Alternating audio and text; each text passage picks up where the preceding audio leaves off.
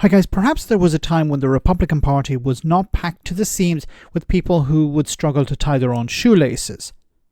But today it seems there's a maximum IQ requirement that is room temperature. So a guy I covered before on the channel, a senator named Tuberville, was discussing Trump's tariffs, and he made some pretty outlandish claims. One involved aid in the past, and the other demonstrated a complete lack of understanding of how tariffs actually work. Have a listen. Coming in, yeah, that's all over the country. I mean, it's no different. But we have built China, the American taxpayers. We have built the Middle East. We have built Europe. So now it's time they help us build back our country after we've helped them so much, and that happens through tariffs. So, I mean, it's going to be a slow process. There's going to be some pain before gain, but we've got to do it. Okay, I'm a bit confused. In what way did the United States rebuild the Middle East? Is he talking about the war in Iraq, where the United States invaded, destroyed infrastructure, removed its leader, created a huge amount of chaos, spent billions of dollars trying to undo some of that chaos, and then eventually left? Is that what he's talking about? When he talks about China, I have no idea what he's referring to here, because I can't find any information about the United States rebuilding China. You know, is he talking about a warming of relations between China and the US in the 1970s? But that was about trade. That wasn't about rebuilding the country.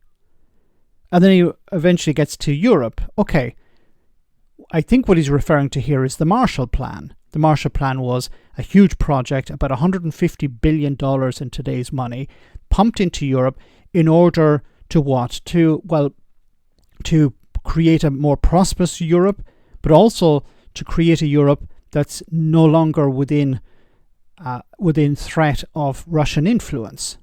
So it was about an insurance policy to protect Europe from being sucked into the USSR. That's what the Marshall Plan was in part related to. Now, this was a huge amount of money in grants, in aid, in loans. Some of these loans, I think most of these loans have been paid back. When it comes to grants and aid, well, that's not expected to be paid back because it's a grant or it's an aid an aid in some form. So the United States understood that a powerful Europe would also be a great trading partner, somebody they can sell goods to, somebody they can buy goods from. And of course, it would be a way of stopping creeping influence by the USSR. Now, the final part, he claims that tariffs are a way now for Europe, China, and the Middle East to pay this money back. But that's not how tariffs work. I keep asking this question, are these politicians stupid, or are they just pretending to be stupid because they believe that the voters are? Because it's not Europe, the Middle East, or China that pays these tariffs, it's American companies. These are the companies that will have to pass this cost on to the consumer unless they absorb it themselves.